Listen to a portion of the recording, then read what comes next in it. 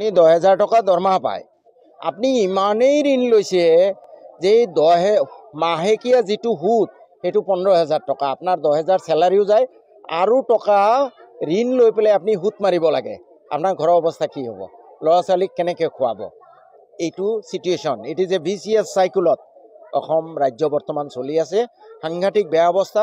শ্ৰীলংকা বা আমাৰ বাংলাদেশৰ নিচিনা সিচুৱেশ্যন হ'লেও আমি আচৰিত হ'বলগীয়া একো নাথাকিব। আমি আশা কৰিছোঁ ভগৱানে আমাৰ মুখ্যমন্ত্ৰীক সুমতি দিয়ক, তেওঁ ৰাজ্যখনক যাতে ধ্বংসৰ পথলৈ নিনিয়ে। আমি এইটোৱে ভগৱানৰ ওচৰত, আল্লাহ তালাৰ ওচৰত প্ৰাৰ্থনা কৰিছোঁ, আল্লাহ তেওঁক সুমতি। গোটেই বিত্তীয় অৱস্থা ধ্বংস। তোমাৰ এনেকুৱা এটা অৱস্থা হ'ব 2-3 মাহ পিছত দৰমহা দিব নোৱাৰিব। প্ৰায় 1.5 লাখ কোটি টকাৰ ধাৰ। অসমৰ যি ৰাজহ, যিটো ইনকাম, তাৰ বেছি টকা সুতত ভৰিব লাগে। আপুনি এটা পৰিয়াল চলায়, আপুনি 10,000 টকা দৰমহা পায়, দৰমহাটো যায়েই, দৰমহাটো আপোনাৰ ইনকাম, দৰমহাৰ উপৰিও আপুনি বেলেগৰ পৰা সুতত আনি সুত মাৰিব লাগে। মাহেকত যিটো সুত, আপোনাৰ অৱস্থা কি হ'ব?